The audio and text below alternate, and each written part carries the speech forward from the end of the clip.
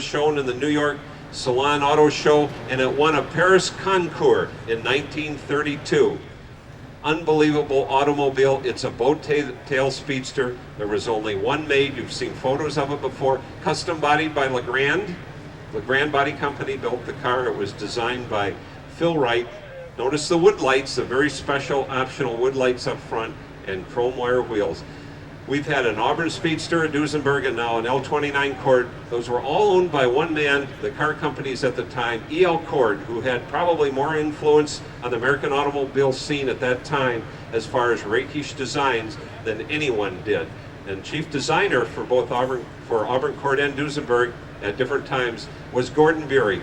Mrs. Buehrig is with us today. Gordon's been one of our judges for many years, but we have some wonderful automobiles that come from the Auburn Cord Duesenberg companies owned by E.L. Cord. Thank you, sir. L29 Cord, the boat-tail speedster, won a Paris Concours in 1932, and it's with us today from the Auburn Cord Duesenberg Museum in Auburn, Indiana. What a spectacular automobile. 16 cylinders in 1930, ladies and gentlemen. The multi-cylinder race was on. If you didn't own a, well, if you owned an 8, you wanted a 12, and if you had a 12, you wanted a 16. Cadillac at one time built 8s, 12s, and 16s. This magnificent 154-inch wheelbase Cadillac 16 carries a custom Murphy dual windshield Phaeton. It's owned by John McMullen from Lapeer, Michigan, has a tremendous collection of cars. This is a Murphy body, which is very unusual on a Cadillac 16. Generally, they carried Fleetwood coachwork. It has it all, the stone guard, the hood ornament, chrome spokes, and a double windshield. Cadillac 16, this was the top of the line at Cadillac in 1930. They built 16-cylinder cars until late in the 1930s, but 1930 started it all, the multi-cylinder race, 8, 12, and 16 cylinders. Thank you, John. Outstanding automobile, Murphy, double windshield, 16-cylinder Cadillac, standard of the world. John Rock from Oldsmobile, please. John Rock here. From Chrysler, ladies and gentlemen, competitor of that Cadillac, it's Chrysler, a LaBaron-bodied double windshield Phaeton, 1932. Dual cowl Phaeton, the chassis by Chrysler, coachwork by LaBaron. Both companies were here in Detroit. Notice the double windshield in the back that folds up to allow entrance and egress from the back seat. The cockpit design has leather over the top of the doors in the cockpit compartment. This was following aircraft design of the day. One of the most beautiful and striking cars ever built by Chrysler Corporation. The epitome of a classic design, a LaBaron dual cowl Phaeton on a Chrysler Imperial chassis. Thank you. Outstanding automobile. Big straight 8 engine under the hood. Chrysler and Duesenberg, two of the most powerful cars of the day. It's a Marmon 16. If you didn't like the Cadillac 16, your other choice was Marmon. This car is owned by Rich Atwell from Kerrville, Texas. This is a 1932 Marmon 16-cylinder formal coupe, formal Victoria coupe. Ladies and gentlemen, this was the 1932 New York show car by Marmon. It's a one-of-a-kind. The body was built by Hayes, and the body was designed by a famed designer at the time named Alexis D. Saknofsky. And this is a one-of-a-kind car. It was the 1932 New York show car by Marmon. Marmon 16-cylinder, very advanced design. It was an aluminum block engine, chrome wire wheels, and a striking design by Alexis D. Saknofsky. Thank you, Mr. Atwell from Kerrville, Texas. Comes here every year. His father was at our first Concours in 1979. That's a 16-cylinder formal Victoria coupe in Cinnabar, rust, and black. Stutz, DV32, 1932 Stutz double windshield Phaeton. Lloyd Needham's car from Ontario. Stutz chose to stay with their 8-cylinder engine, ladies and gentlemen. They did not get into the multi-cylinder race and build a 12 or a 16, but what they did do is count all the valves in that engine, and there are 32 of them. 2 intake and 2 exhaust valves for every cylinder. They called it a double valve, 32 of them, hence DV32. And that was how they competed at the time with the 12s and the 16s of the day. This is a custom-bodied LaBaron LaBaron body in Detroit. What a coach maker LaBaron was on this Stutz, built at the very last of the Stutz car existence, owned by Lloyd Needham from Ontario. 1932 Stutz, DV32 LaBaron body dual cowl Phaeton. Dual cowl, very rakish. It has the side wind wings and 32 valves, double overhead camshaft. A rare, desirable, one-of-a-kind Stutz. Stutz built exciting automobiles from pre-World War II into the middle 30s. Thank you, Lloyd. Stutz DV32. 32 valves, not cylinders. That's how they competed in a multi-cylinder race. Of course, Stutz is one of the most famous names in American automobiles. 1934 Lincoln KB double windshield Phaeton. Biggest car made by Ford Motor Company. It's a Lincoln dual cowl Phaeton, and look at the protection for the back seat, side wind wings that don't lean forward very far.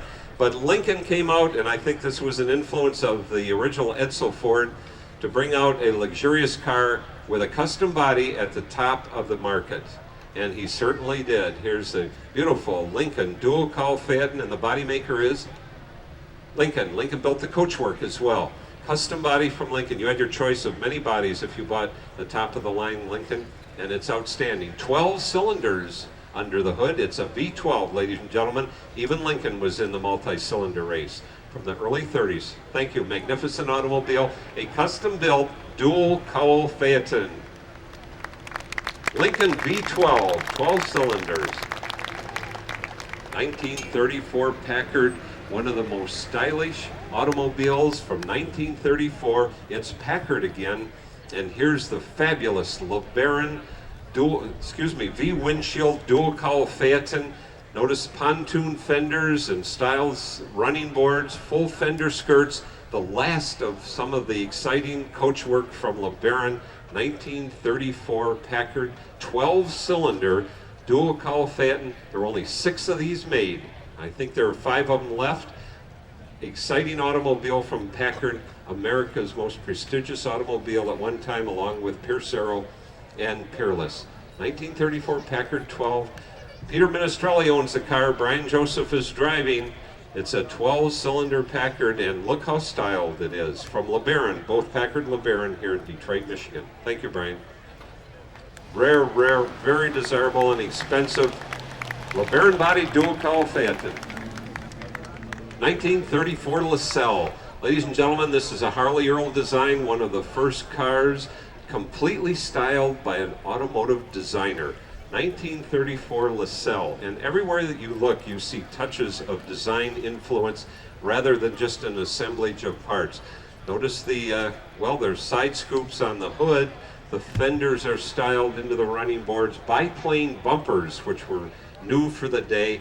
1934 LaSalle, designed by Harley Earl, who went on to be one of the most influential men in automotive design in this country for almost 25 years.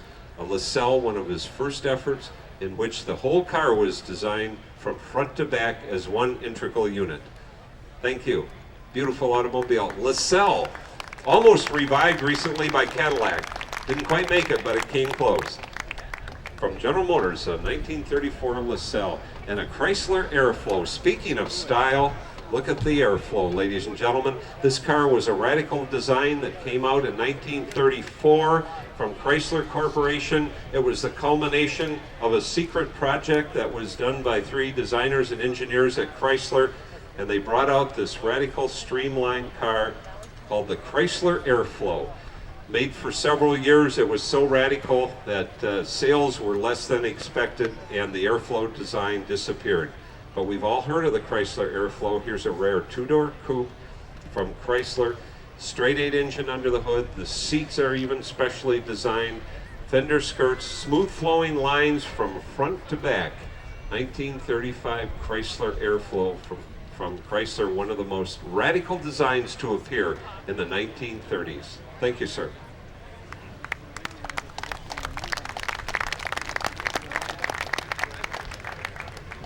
This is Ron Schneider's 1936 Stout Scarab. Ladies and gentlemen, this is an early minivan.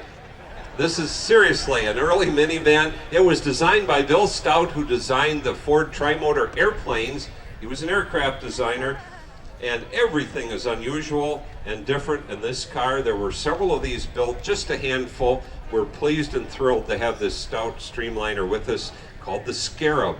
There's seating inside for several people. The seats face sideways in the back. They're chrome framed, the engine's at the rear. It has very streamlined front end, but it is possibly the world's first shot at a minivan. Lots of space in there in one full capsule, designed from front to back, very radical for 1936. A Stout Scarab, you may never see another one. Thank you, Ron. Outstanding car. Isn't that striking? Talk about radical. That design in different form is with us today. Rear engine, air, lots of air access at the back. The Stout Scarab Streamliner. And perhaps, according to many auto enthusiasts and designers, the most famous automobile design of all times. Ladies and gentlemen, another stunner from the Cord company. It's a 1936 Cord convertible coupe, front wheel drive, 37. Thank you. 1937 Cord. Thank you, Mary Beth. Belongs to Mary Beth Adderley. A nice article in the Detroit paper last week about Mary Beth and this car and where she got it and how it was restored and so on. Husband Terry is riding shotgun and some folks in the back seat. This is one of only 2 or 3 made with a rumble seat, by the way. The car is thought to have been owned originally by Sonia Heaney, the famous skater and Olympic champion. This is thought by many enthusiasts and experts to be the most beautiful automobile design of all time, designed by the legendary Gordon Buick, who was a dean of American automobile designers. He was with us as a judge up until several years ago. Mrs. Buick is with us today, and I'm sure she's proud. Front wheel design, horizontal cooling lines around the hood, hideaway headlights, fingertip control of the gear shift selection. Everything is up front. A V8 engine from Lycoming. Supercharger was also available in 37. This body style was only built 2 years, 36 and 37, and it went out of existence. Mary Beth, thank you. Spectacular car, gorgeous restoration. Perhaps the most beautiful automobile design of all time, again from the Cord Corporation, influenced by E.L. Cord, who had tremendous impact on the auto industry in the late 20s and early 30s. And here's a Lincoln Zephyr, and look at the lines on this car. Driven by Larry Smith, one of our judges. He's also our art committee subcommittee chairman. A 1939 Lincoln Zephyr, brought out by Ford for the mid-range market, ladies and gentlemen. It's a V12, same engine that the Lincoln Continental had. 39 Lincoln Zephyr Coupe. Very, very styled automobile, long rear end, and 12 cylinders under the hood. A Packard Darrin. Darrins were built originally by Dutch Darrin in California. He personally customized a Packard convertible, cut down the doors, lowered the seats, put the windshield at a different rake. His friends saw the car, they liked it so much that he went on to build several hundred of them in the late 30s. This is a 1940 model. Packard Darrin, named by Dutch Darrin, and his design, his custom design. Very expensive automobile when it came out, built by Packard in Detroit, and Dutch Darrin did the Coachwork. But this was an influence of very rakish design with the cut-down doors, the lowered seats, and windshield. You were lower than in standard Packards of 1940. Thank you. 1940 Packard Darrin, and we owe a lot to Dutch Darrin and his design of that automobile. This is a 1940 Lincoln Continental convertible, 12 cylinders under the hood, owned by Jim and Tolanda McDonald.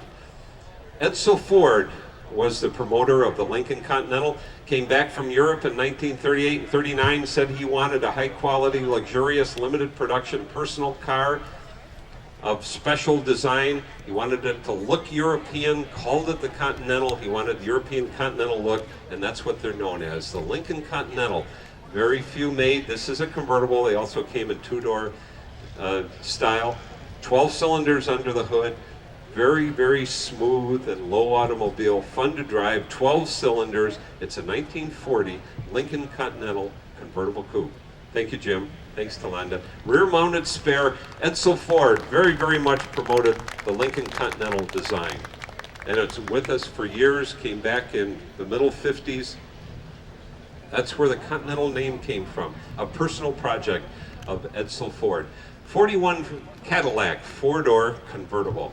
1941 Cadillac four-door convertible, last of the four-door convertibles, ladies and gentlemen. The car is owned by Ed Muir of Northville, Michigan, a 41 Cadillac, right before the war, four-door convertible sedan, flathead V8 under the hood, top of the line in Cadillac.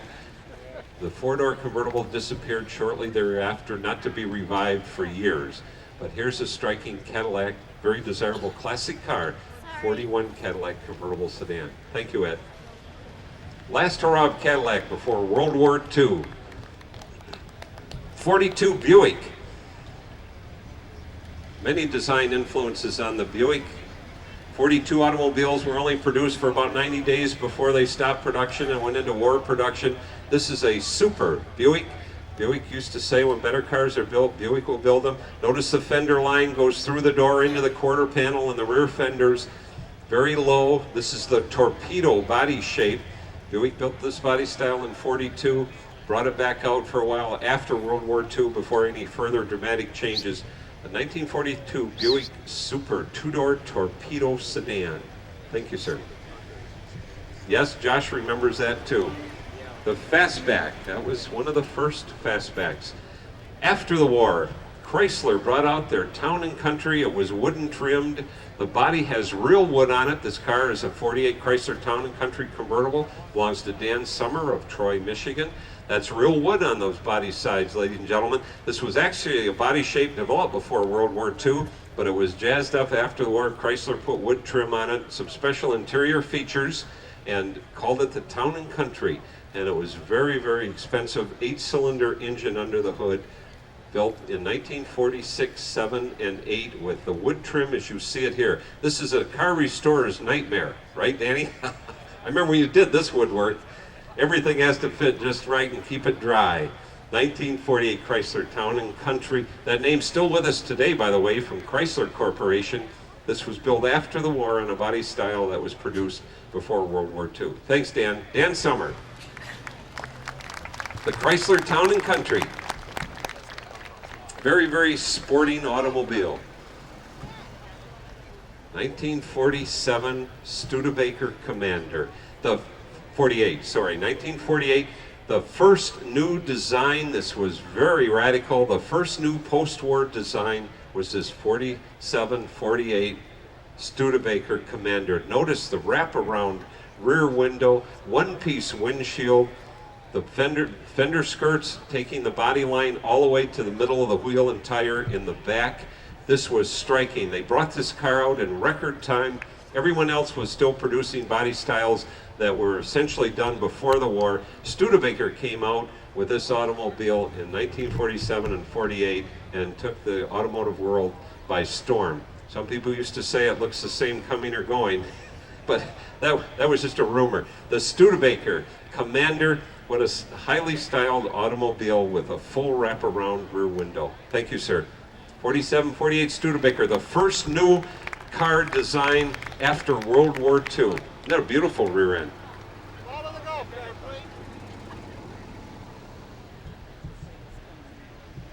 1948 Hudson Hornet, the step-down design. Here's an independent design. Side molding from front to back. The body is actually built down over the frame. When you stepped into the passenger compartment, you were between the frame rails. This is the Hudson from 1948. Very powerful engine. Some of them had dual carburation. Hudson went on to a number of stock car championship races with this automobile in the two-door coupe version. Hudson built and styled this car specifically for post-war production. Another new design after World War II. Very, very smooth. Fenders were disappearing. Fender skirts took the body line to the bottom of the rocker panel, and here's a smooth, fully developed automobile with lines from front to back. Very low, very racy, and frame, the body was built around the frame. Your feet were between the frame rails. Much lowered. Thank you, sir.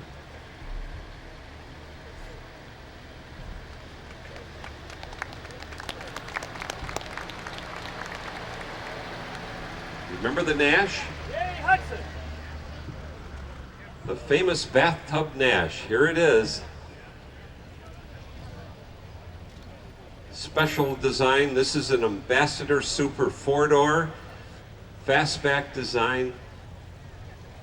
Very, very stylistic individual for an automobile for the specialty car.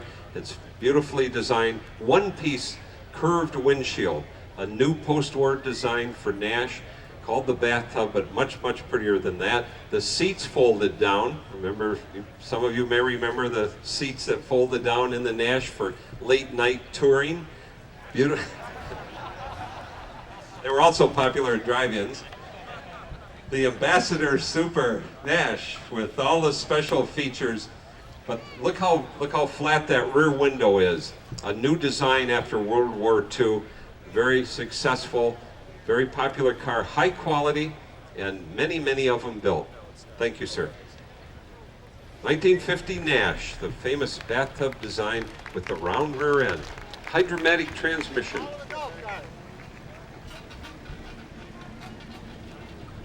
There was another post-war car that took the automobile industry by storm, and that was the Tucker. Only 51 of them were made in 1948.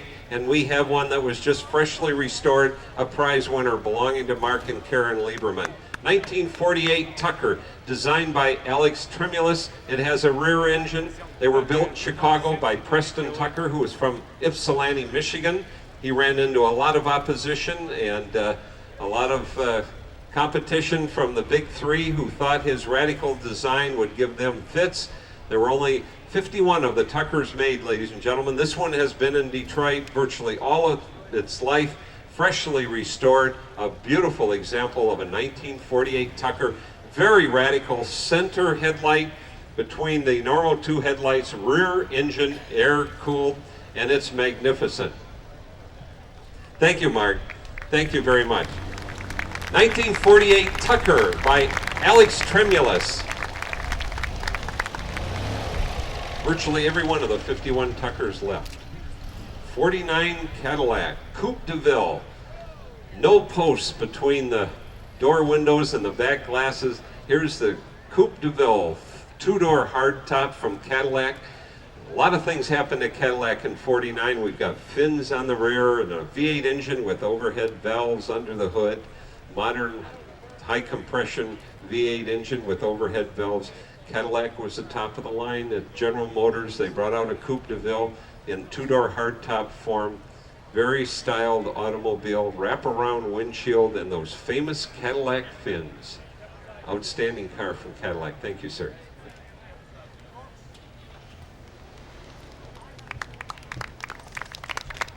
'49 Cadillac. The Cadillac fins were with us for many, many years. The gas filler neck is underneath the left taillight. 1959 Eldorado, the fabulous 50s with the fins to match. There it is. An Eldorado from 59, and what a luxurious automobile this is. Look at the fins, ladies and gentlemen. This was really the finned wonder. Hideaway top, the parade boots in place, every luxury option you could think of. Very low car. Some of them had air suspension and those wonderful, fabulous fins designed by our Chief Judge Emeritus, Dave Holes. Dave's still with us. He designed this car, one of our judges. 59 Cadillac Eldorado set the standard of the world in many areas, including the fins. Rare, desirable 59 Cadillac Eldorado convertible. 56 Packard Caribbean. This was Packard's answer in the luxury top-of-the-line market to Cadillac and Lincoln. 1956 Packard Caribbean had a specially built Packard V8 engine that they engineered and built themselves. This was the Caribbean model. They all came in tricolor. The seat cushions were reversible. It has a dual quad V8 under the hood that Packard built. All of them were three different colors, and you see the tricolor as it was called.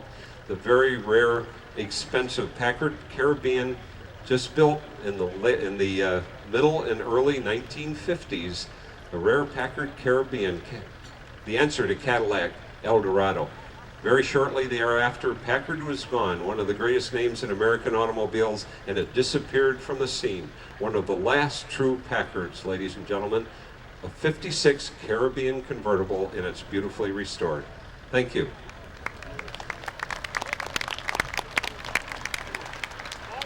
And then things got real sporty in 1955, and Ford bought out the 2-passenger Thunderbird Roadster. This was Frank Hershey's personal project, the 2-passenger Thunderbird. This is a 55, the first year for the 2-passenger sports car. Has many features of the full-size Ford Fairlane, but it's a 2-passenger Thunderbird. Wonderful name. Thunderbird's still with us in name. The 2-passenger version was built 55, 56, and 57. This is the very first year for the Thunderbird Roadster, an individual sports convertible. It's what you would call this automobile. 2 passengers, V8 engine under the hood, lots of power. They came with 1 4-barrel, 2 4-barrels, and later they were supercharged. Only a few of those made. Very fast, luxurious individual sports car from Ford. 1955, they introduced the Thunderbird. Thank you. Mr. W.K. Haynes Jr., to your car, please. The American Underslung, Mr. Haynes. And ladies and gentlemen, from Chrysler, an American icon, this automobile, it's a Chrysler 300. Belongs to Otto and Mary Rosenbusch. Chrysler 300, a series that went on for many years. This car, truly a sports car, a luxurious sports car, lots of comfort. It has the Hemi engine. This brought us the Hemi engine, which Chrysler produced for many years, culminating in the 426 dual quad Hemi of the late 60s and early 70s. This car is a race car. It was raced in NASCAR and won many trophies in races. The Chrysler 300 from the 1950s. Here's an early one. This has a dual quad Hemi under the hood, 292 V8, one of America's most powerful cars, 300 horsepower. First time a car had 300 horsepower since the Duesenberg, the supercharged Duesenberg from 1932. Belongs to Otto Mary Rosenbusch. Thank you, Otto. Beautiful Chrysler 300, American muscle car in luxurious form. How about America's first sports car? The true sports car from General Motors, it's a Chevrolet Corvette. Chevrolet Corvette. What can you say about the Corvette, ladies and gentlemen? It's an American legend. They came out in 1953, only 200 were made. 54 production went up. The first 2 years they had a 6-cylinder engine with triple carburation on the side. Then many people got involved, and the Corvette became a true sports car with special suspension and power plants. The V8 was put into a Corvette in 55 for the first time. This is a 53, first year. There were only 200 made, one of the rarest Corvettes you'll ever see. Thank you, sir. American sports car from Chevrolet. It's a Corvette, the very first year of production. They were all white that year with a 6-cylinder engine. And a Studebaker Commander. Studebaker Coupe. Dave Holes told me that this design was originally done to be a prototype for a car show, and everybody loved it so much. It's a Raymond Loewy design. He led the team that designed the car. Has a V8 engine under that low sloping hood, but Raymond Loewy designed it. It was to be a prototype car for Studebaker for an auto show, and it was so well received that the car went into production. This is a 2-passenger Studebaker Coupe. And look at the lines, very low hood, the V8 engine under there, 2-door hardtop, no post, very speedy automobile, fast. It could be called a sports car as well. Thank you, sir. Studebaker.